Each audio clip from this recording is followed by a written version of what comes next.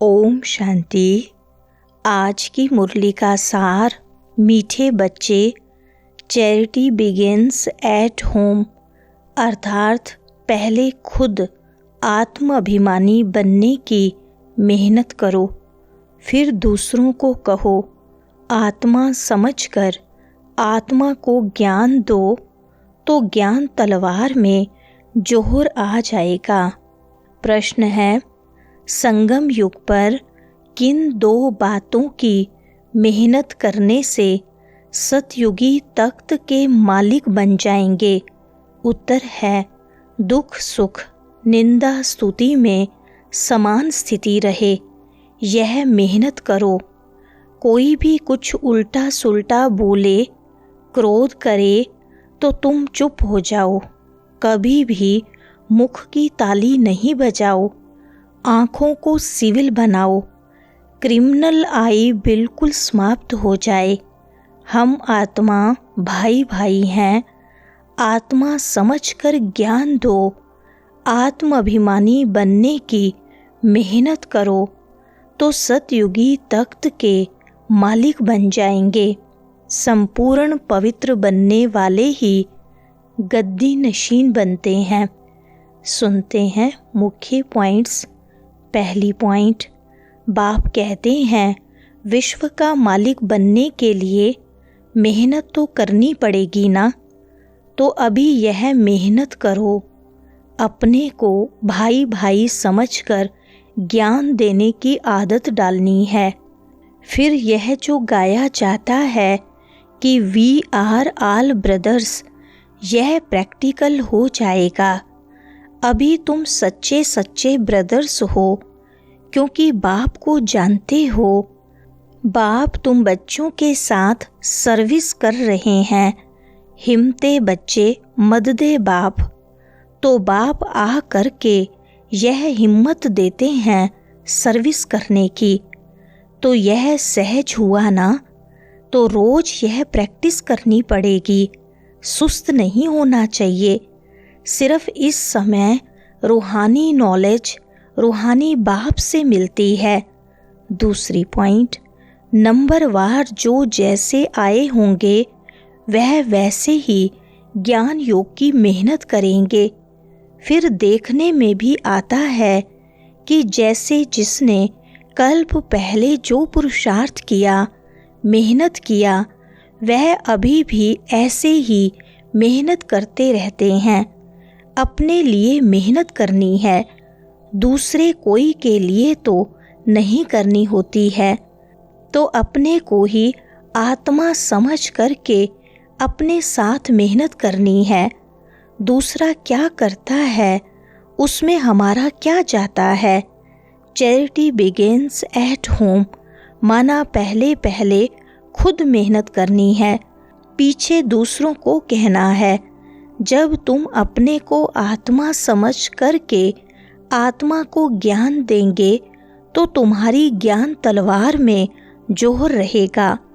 तीसरी पॉइंट, इस समय दुख सुख निंदा स्तुति मान अपमान यह सब थोड़ा बहुत सहन करना पड़ता है। तो जब भी कोई उल्टा सुल्टा बोलता है तो कहते हैं चुप। जब कोई चुप कर देते हैं तो पीछे कोई गुस्सा क्या करेंगे। जब कोई बात करते हैं और दूसरा भी बात करते हैं तो मुख की ताली बजती है।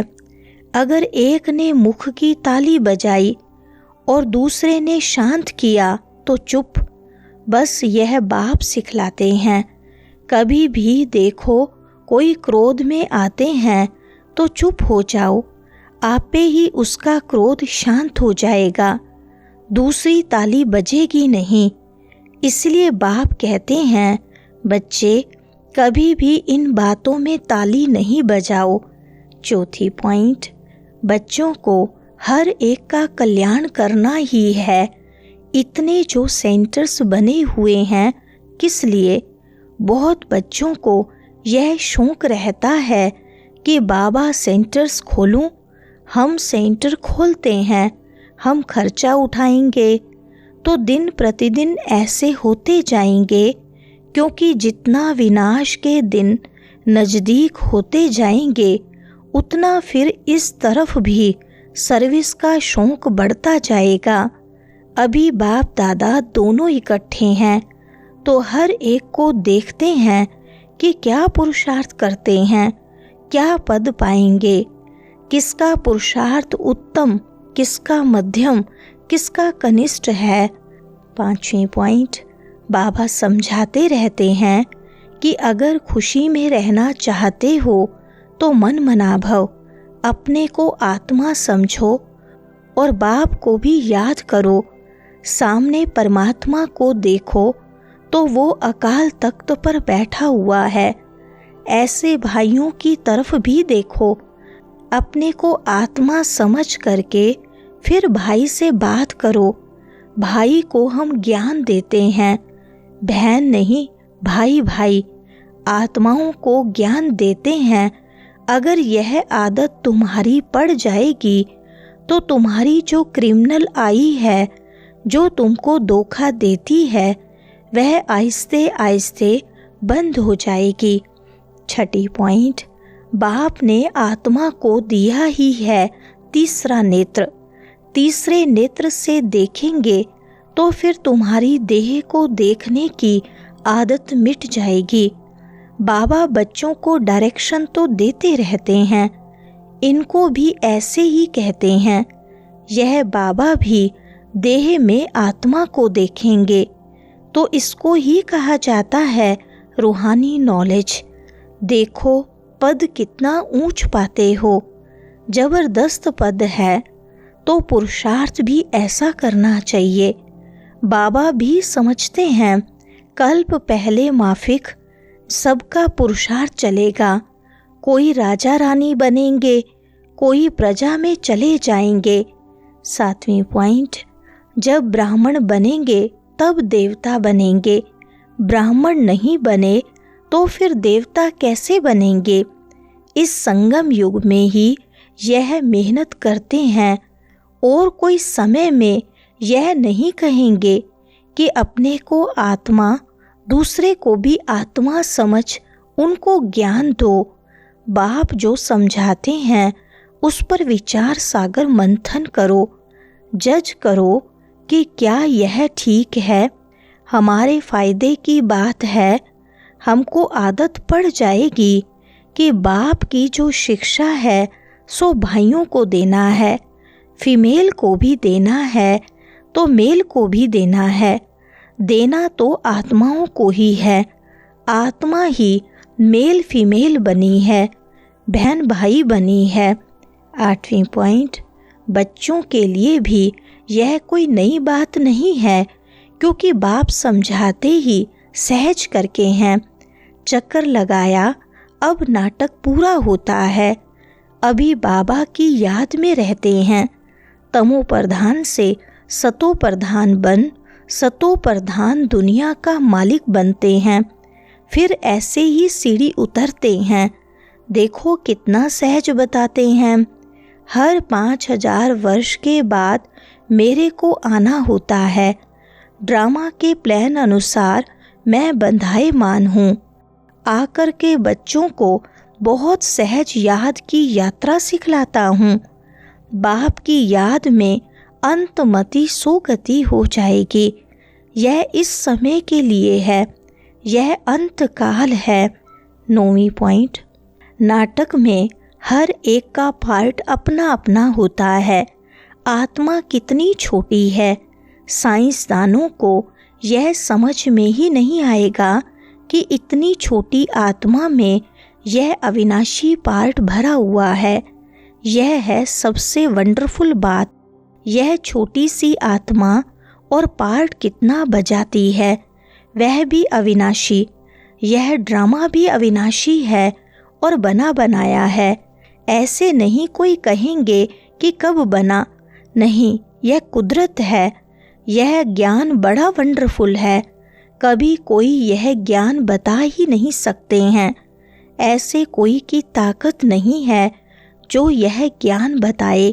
10वें पॉइंट, बाबा आते हैं सभी आत्माओं को अपना अपना शांति व सुख का वर्षा देने।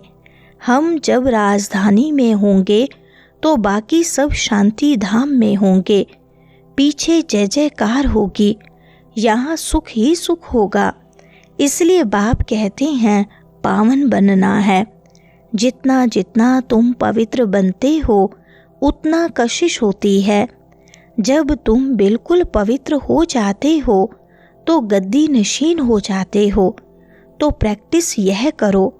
ऐसे मत समझना कि बस यह सुना और कान से निकाला। नहीं, इस प्रैक्टिस बगैर तुम चल नहीं सकेंगे। 11वीं पॉइंट, जो प्योर नहीं बनेंगे वो माला में भी नहीं आएंगे। माला का भी कोई अर्थ तो होगा ना। माला का राज दूसरा कोई भी नहीं जानते हैं। माला को क्यों सिमरते हैं? क्योंकि बाप की बहुत ही मदद की है, तो क्यों नहीं सिमरे जाएंगे? तुम सिमरे भी जाते हो, तुम्हारी पूजा भी होती है और तुम्हारे शरीर को भी पूजा जाता है, और मेरी तो सिर्फ आत्मा को पूजा जाता है। देखो, तुम तो डबल पूजे जाते हो, मेरे से भी जास्ती। तुम जब देवता बनते हो तो देवताओं की भी पूजा करते हैं। इसलिए पूजा में भी तुम तीखे, यादगार में भी तुम तीखे, और बादशाही में भी तुम तीखे। देखो तुमको कितना ऊंचा बनाता हूँ। तो जैसे प्यारे बच्चे होते हैं, बहुत लव होता है, तो बच्चों को कुल्हे पर, माथे पर भी रखते हैं। बाबा एकदम सिर पर रख देते हैं। वरदान है, मास्टर रचयिता की स्टेज द्वारा आपदाओं में भी मनोरंजन का अनुभव करने वाले संपूर्ण योगी भव। विस्तार है, मास्टर रचयिता की स्टेज पर स्थित रहने से बड़ी आपदा एक मनोरंजन का दृश्य अनुभव होगी।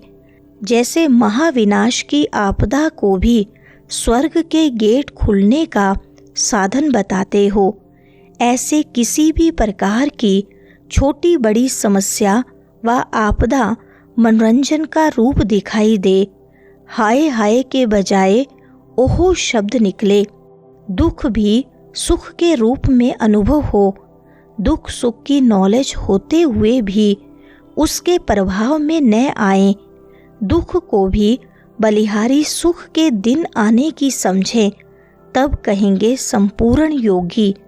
स्लोगन है, दिल तख्त को छोड़ साधारण संकल्प करना, अर्थात धरनी में पांव रखना।